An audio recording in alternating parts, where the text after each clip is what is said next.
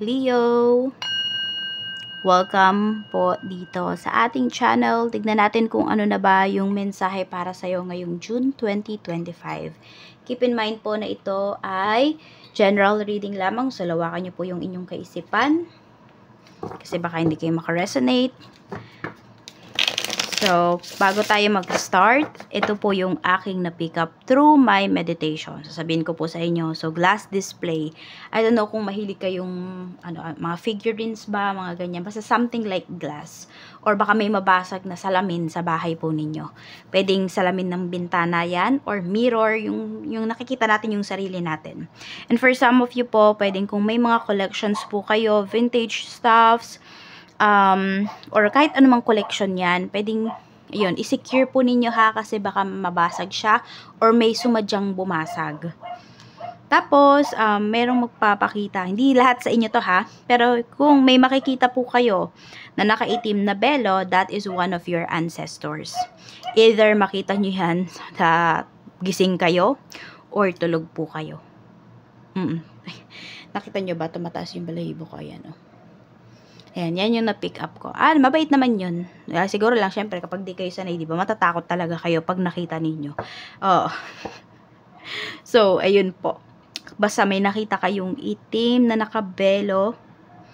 Okay, ano na yan? Spirit na yan ha. That is one of your ancestors. Meron yung mensahe sa'yo. And it's for you to find out, Leo, kung ano ba yung mensahe sa'yo ng ancestors mo na, yung ancestor mo na yun.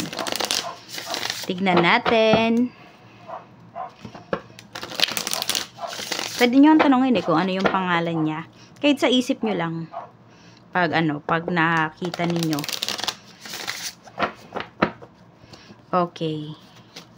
Check po natin. Okay. So, tignan nyo pala. Hindi ko alam kung baka may pamana sa inyo na isang bagay.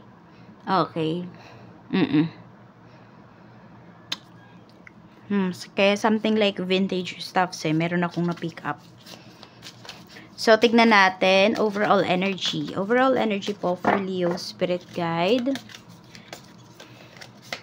We have, ayan, tignan natin. Okay. Baliktad din, Nakikita ko lang dito, mas magiging confident kayo ngayong month na to. Ayan. So, siguro iyon yung isa sa mga ibibigay sa inyo, ng ancestors po ninyo. Mag-ingat ka sa mga sasabihin mo ha, kasi pwedeng magkatotoo yan. Oo, parang lahat ng lalabas sa iyong bibig, Leo, basta may lang din siya, may emotion, is mangyayari yan. Tapos marami ding maa-attract sa'yo rito, even same sex mo or opposite sex yan. Yan po, maraming maa-attract sa'yo rito. Medyo mag-ingat ka lang din kasi may nakikita rin ako dito na maiinis sa'yo. Oo, ingat din kayo ha, baka mamaya may umamin sa'yo dito ng feelings niya pero yan, kung wala ka mararamdaman na sincerity, huwag mong pansinin yung tao na yun kasi panggulo lang yun sa buhay mo.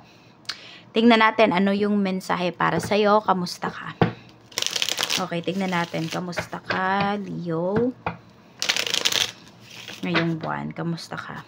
We have the moon. Ayun, may magbibigay nga sa'yo ng confusion dito. Okay, so parang yung iba sa inyo, pwedeng this is your feelings. Okay, naguguluhan ba kayo? Ano ba yung gusto nyo? Babae ba? Lalaki ba? So for some of you, ano ba yung tawag dyan? May tawag dyan Basta parang sa gender po ninyo, naguguluhan kayo. Yan, for some of you naman, yung emosyon nyo lang po talaga. Mayroong manggugulo rito. May mga tao na magbibigay sa'yo ng mixed signals, very confusing yung mga sasabihin or mga gagawin nila towards you. Check natin. Okay, ano pa? Energy sa paligid mo, we have the Tower. Madaming nag-aaway dito sa paligid mo. Ayan.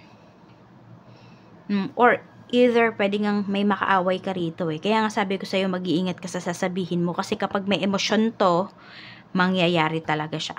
Alam mo, kailangan mong gawin dito, i-balance mo yung root chakra mo. Kasi, yan, kung nagdadalawang isip ka nga, ayan po.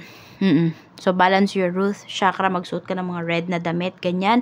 Pwede rin naman po, Yan, yung ating QR's bracelet, nakakabalance yan. Hindi lang root chakra, lahat po ng chakras ninyo. Kaya kung meron kayong mga wishes, mas mabilis siyang matutupad. So, ayun. We have the Tower energy. Yan yung mga nasa paligid mo. Magugulo ang mga tao. Basta parang nagkakagulo. Ayan, marami sa paligid mo. Pwedeng either kung magbabiyahe ka, yun, baka merong hindi magandang mangyari. Hindi sa'yo ha, pwedeng madaanan mo lang yan. Pero, ayun, mag-iingat ka pa rin. Hindi ko alam kung, oo, magulo lang ba talaga, gulo ba talaga yan, or gulo ng, emosyon, or kaisipan. Yan, baka, yan yung dadalhin nga talaga ng mga tao sa paligid mo. Check natin, paano mo dapat alagaan yung sarili mo ngayon. We have 10 of Pentacles. So, wag mo daw tipirin yung sarili mo. Yan po yung sinasabi sa'yo talaga rito. Kung ikaw, Leo, nakakapagbigay ka sa ibang tao, nakakatulong ka sa ibang tao, hindi ka nagdadalawang isip, yun din, wag mo din gagawin sa sarili mo yun. Na kapag meron kang gustong bilhin, nagdadalawang isip ka. Kasi sa sarili mo gagastasin yung pera na yon. So, wag po, tingnan natin, kamusta naman ang career. We have Queen of Cups. So, mukhang meron dito, may hinihintay kayong good news towards your career or kung nag-apply po kayo ng trabaho. Ambience sa work, we have the Devil. Medyo toxic po, Pagdating dito sa trabaho, pwedeng toxic yung mga kasamahan mo sa work. So, pwedeng yung magulo sila. Yan, pwedeng meron dito na coworker mo, pabago-bago ng isip. 'Di ba? Yan. So, check natin. Ayan, ang mga co-worker mo nga, 10 of Cups. Medyo na-overwhelm yung mga co-workers mo, kaya nagiging toxic yung energy nila. Sa kaperahan naman, kamusta yung energy ng money? Para sa'yo, we have 10 of Swords. Medyo mag-ingat po kayo kasi pwedeng meron dito, kunwari may binigyan kayo ng pera. After nun, ibablock na kayo ng tao na yon. Either may nakakausap kayo rito, hindi nyo pa namimit, tas magbibigay kayo ng pera. Pwedeng after niyang makuha yung pakay niya sa'yo, i-block ka na niyan. So, ingat din kayo kasi pwedeng may mangutang sa inyo rito. At kung meron po kayong mga binabayaran dito, kunwari sasakyan, bahay, you make sure po na nabayaran po talaga ninyo. Kasi baka magkaroon kayo ng penalty rito. Kasi baka naman mamaya may pag nagkakatiwalaan pa kayo ha. We have 4 of Cups. Medyo stress yung iba sa inyo kasi naiisip nyo, hindi na umuusad. Parang, 'di ba? Trabaho ka ng trabaho, bayad ng bayad, parang walang katapusan. Yun yung naiisip mo. Which is totoo talaga yan, di ba? Wala talagang katapusan ng ating mga bayarin. So, tignan naman natin pagdating sa, ayan, we have the World sa love life. So, some of you ba ay LDR po kayo ng person mo or ang ka-deal niyo is foreigner, baka iba sa inyo, nasa ibang bansa na kayo, nakapag-settle na po kayo dyan, ang asawa niyo is foreigner, pwede rin naman Okay, we have the Fool. And we have 7 of Swords. Medyo mag-ingat po kayo rito. May nanloloko sa inyo Okay, so kung kayo po ay nagdududa, isa kayo sa nagdududa, kung yung person mo ba naka-move on na sa ex niya, yung person mo ba wala ng connection sa ex niya, at sinasabi niya na wala na, hindi po. Meron pa. Meron pa silang connection. Naiisip pa po ng person mo yung ex niya at pwede nga po na ayan, kung pwede silang magkita, magkikita yung mga yan. Kung sa usapan lang, ayun po, nag-uusap. Ayan, may third party energy talaga na lumalabas dito.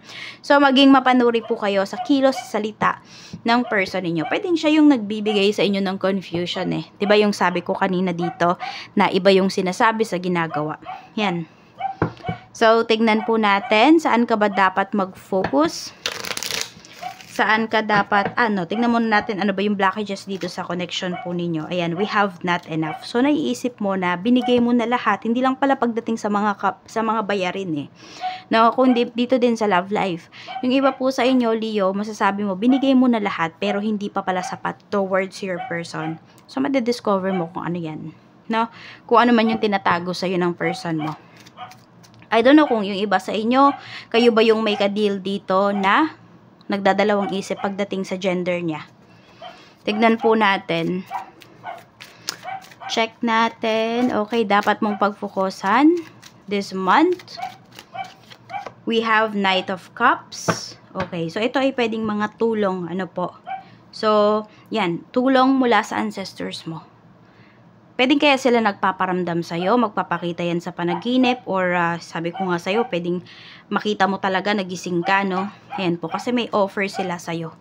May tulong sila na ibibigay sa'yo. Pwede nga naguguluhan ka, ayan, sila lang yung makakatulong sa'yo. Ayan po, so, yan. Huwag mong tatanggihan yung tulong na binibigay ng ancestors mo sa'yo. Kasi sabi ko nga po, this month, sila lang talaga yung makakatulong sa'yo.